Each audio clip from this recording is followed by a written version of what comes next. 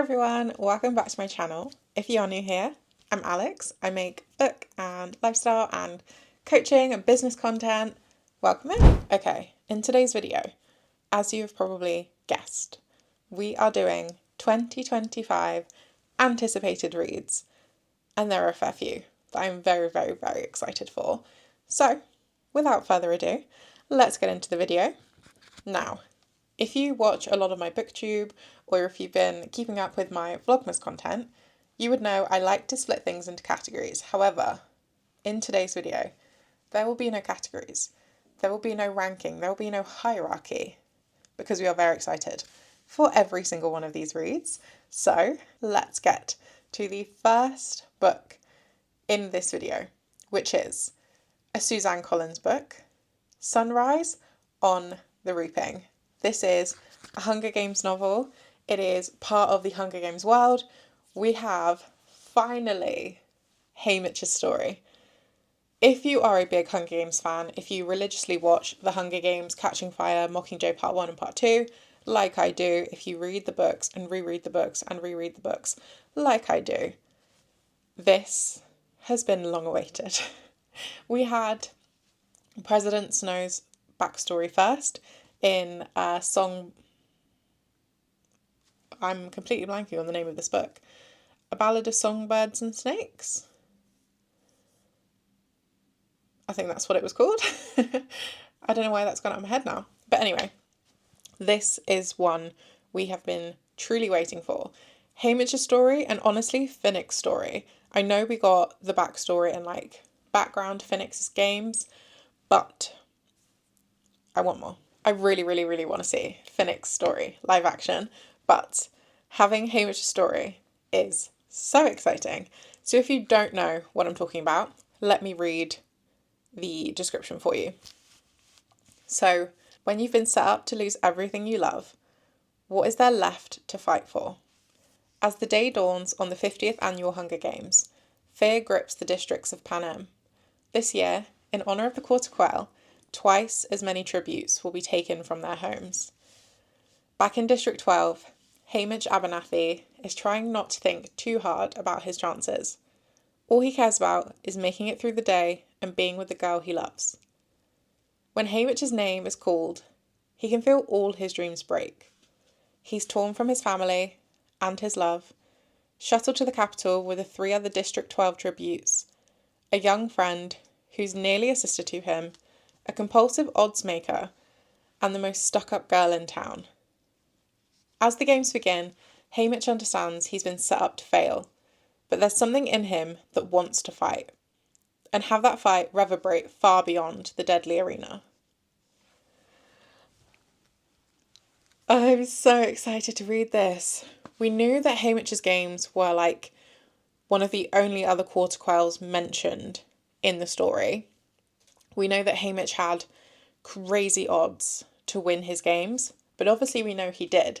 It's just, how did he do that when there were twice the number of tributes? So we have so much to get into here in this book. I think there's going to be so much context. We're going to get a different side, I think, to President Snow, because we're most likely going to see him. But we are also going to get young Haymitch, his thought patterns, who his first love was, whether he saves anyone else in the arena and things like this. Because we know whatever happened to Haymitch, it was deeply traumatizing enough, like it was for the other tributes, that he developed a horrific addiction.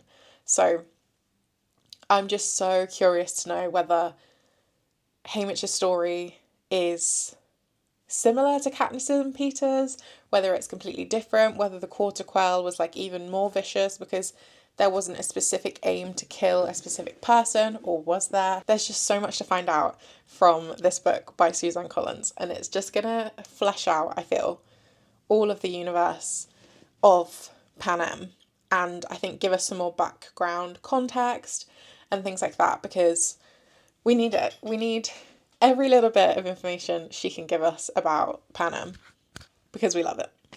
So that is the first, and honestly, one of the ones I'm most excited about on this list, if not the top spot on this list. I'm so excited for this novel. And this one comes out 18th of March 2025. So I will probably be getting this in the hardcover so I can read it again and again and again. Actually, saying that, maybe I get it on my Kindle. I don't know. We'll see. We'll see. March 18th, 2025. Sunrise on the Reaping is out. The next book on my 2025 anticipated reads list is Wild Side by Elsie Silver. When I first picked up an Elsie Silver book, I really had little to no expectations. It might have been either my August or my September TBR list was the first time that I picked up an Elsie Silver book. Since then, I have read the other, I think it was, what are the other books in this series called? I should probably know that. So Wild Love was the first book I picked up. Wild Eyes I read last month or the month before. And this new book coming in 2025, March 4th, is Wild Side. So in this one, we meet the single dads of Rose Hill. So let me just describe this to you before I talk about it. I'd always dreamed of my wedding day, but not like this. Not looking into the eyes of the man who betrayed me. But when my nephew's guardianship is contested, I decide I'll do whatever it takes to keep him in Rose Hill, even if it means marrying the enemy, Reese Dupree. A man who is secretive, broody, and completely infuriating.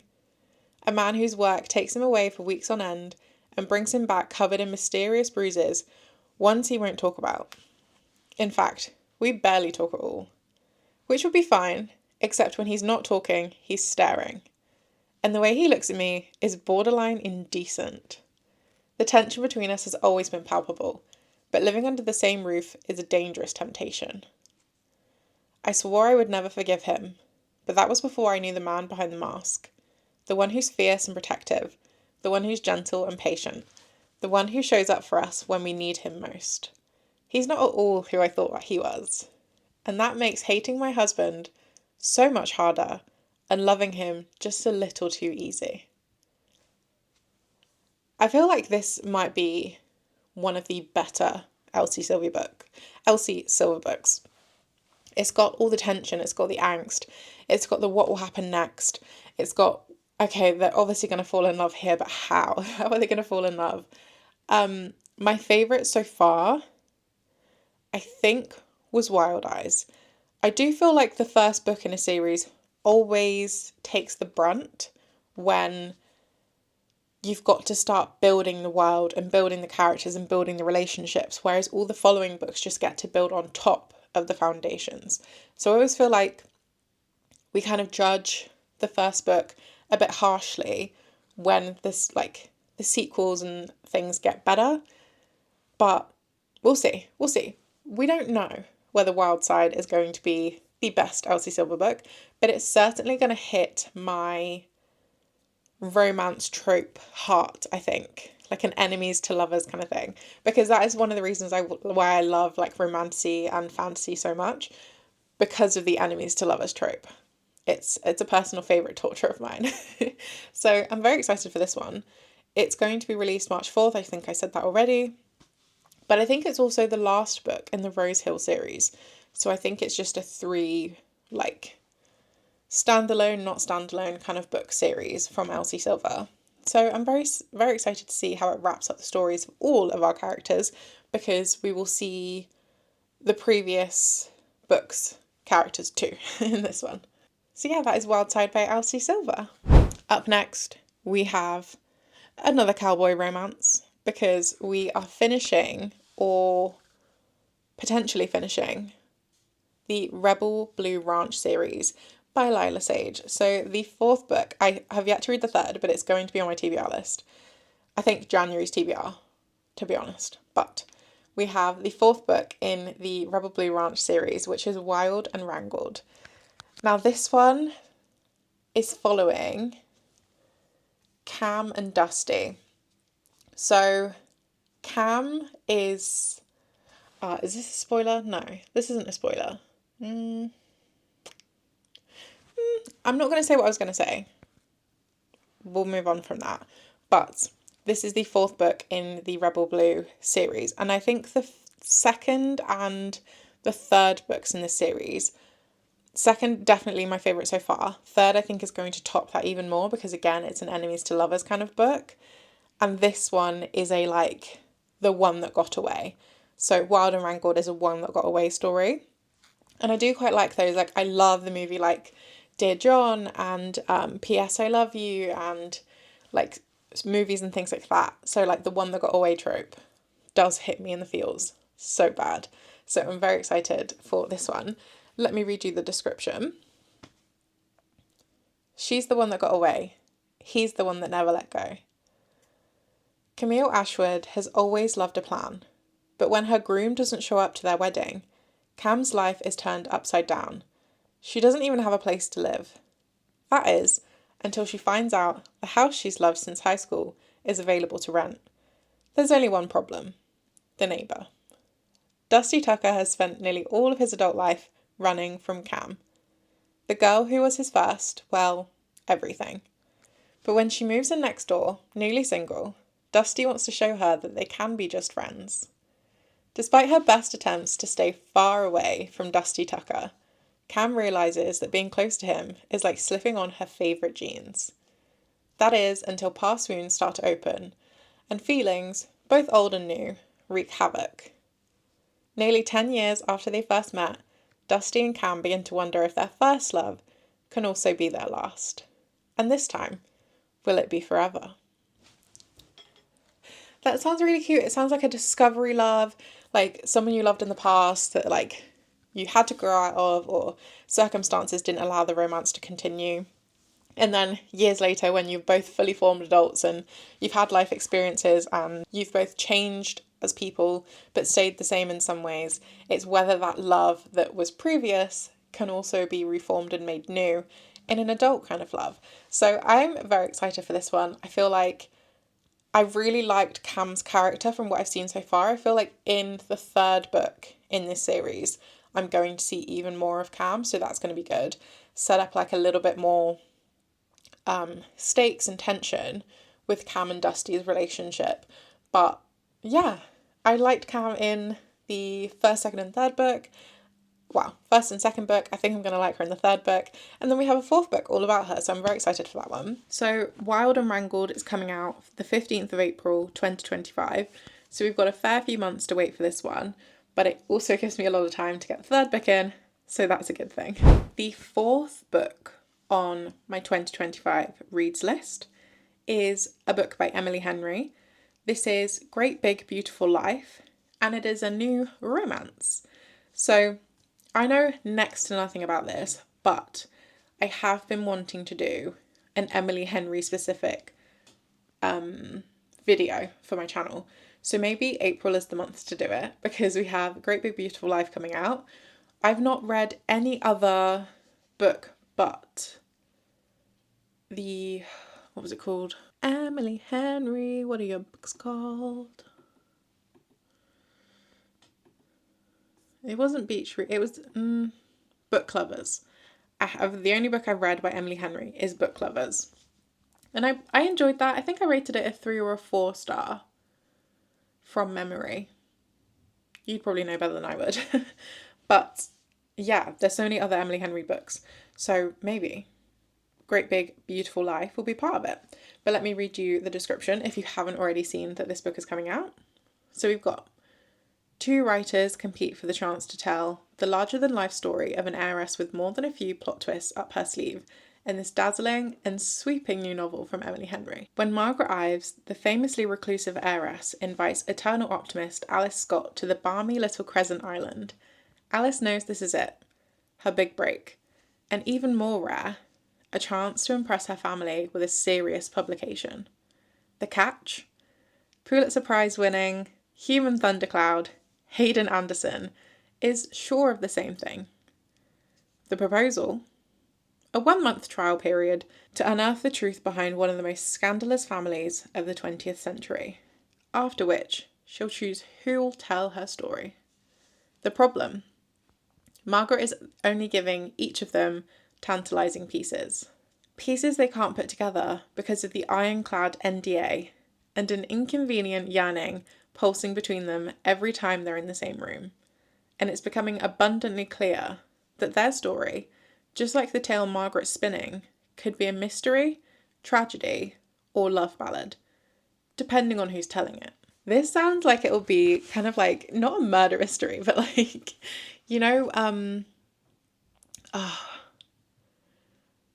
I think it's called Knives Out on Netflix. I don't know if you've ever seen it, but it's like one of those murder mystery ones where everyone tells their side of the story and like you get pieces and pieces and pieces and you're trying to work out what the actual whole story is.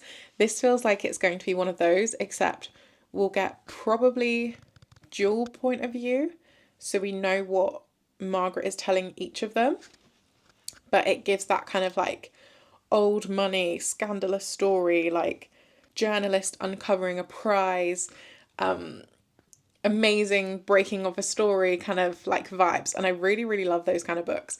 I really, really love those kind of movies too. So what was it Lindsay Lohan played as a kid? Was it Lindsay Lohan? It was like a Disney movie. It was like a detective one. I can't think what the name was. But essentially, like, Lindsay Lohan was like a kid detective and like journalist, and she worked out the case for different things. It kind of gives those vibes, like nostalgic vibes of those where you've got people trying to work out the big story. Yeah, so this sounds really exciting. Okay, on to one of the final books that I am anticipating reading. We have Deep End by Ali Hazelwood. This one is coming out in February 2025, so it will be one of the earlier books, hopefully, that I get to from this list. But we have a competitive diver and an ace swimmer jump into forbidden waters in the steamy college romance. Scarlett Vandermeer is swimming upstream, a junior at Stanford and a student athlete who specialises in platform diving.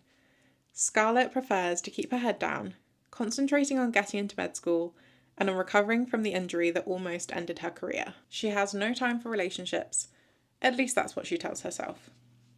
Swim captain, world champion, all-round aquatic golden boy, Lucas Blomqvist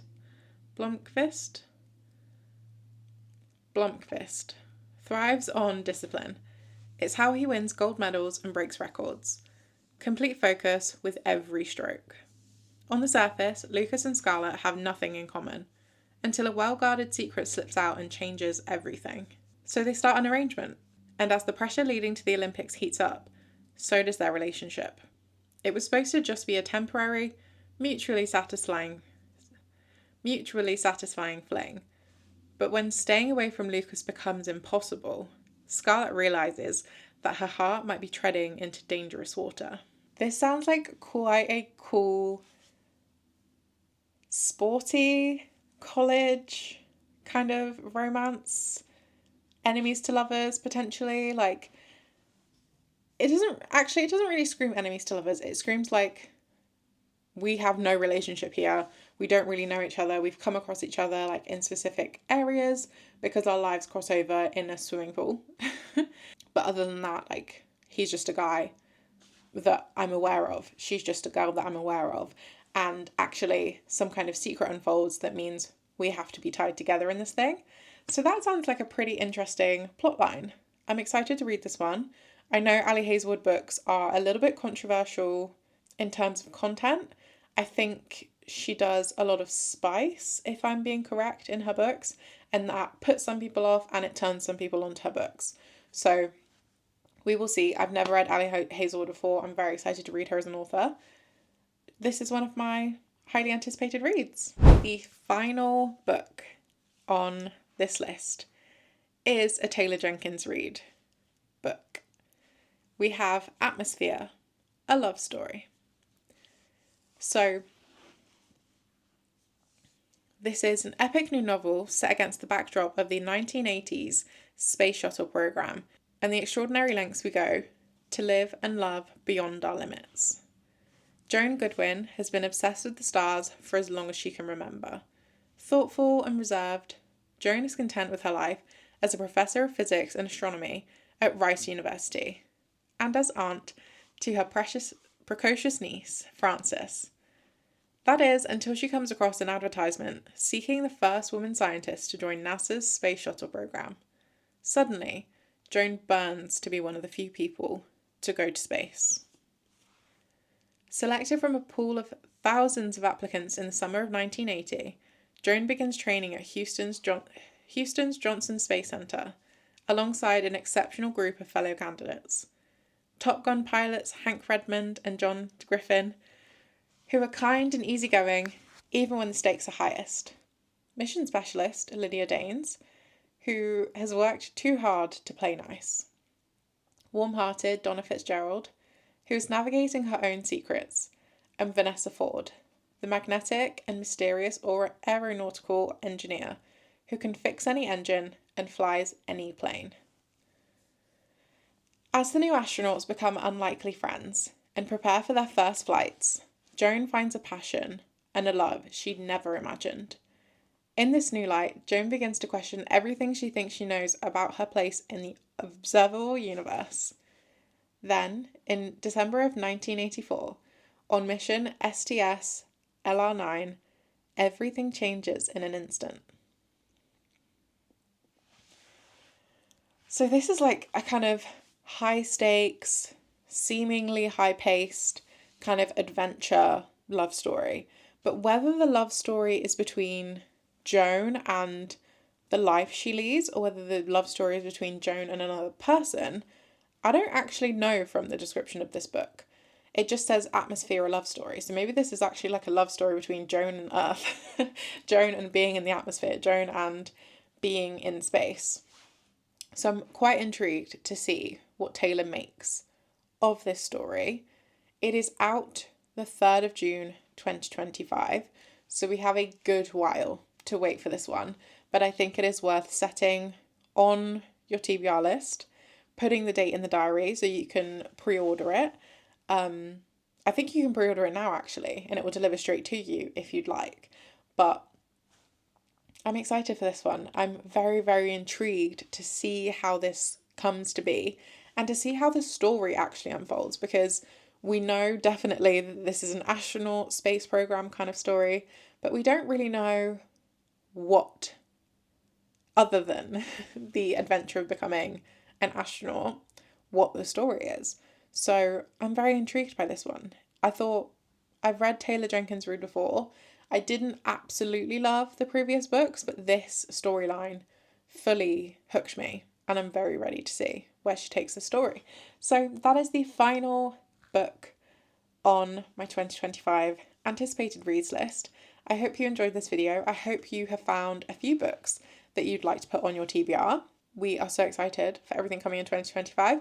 I'm sure there are even more books that I am yet to come across that I'm going to be excited for. So if you have any recommendations, leave them in the comments. I would love to look them up and see what I think and add them to my TBR list. So yeah, this has been all from me. I will see you in the next Vlogmas video. I believe we still have a few more to come after this one. That's it. See you guys. Bye.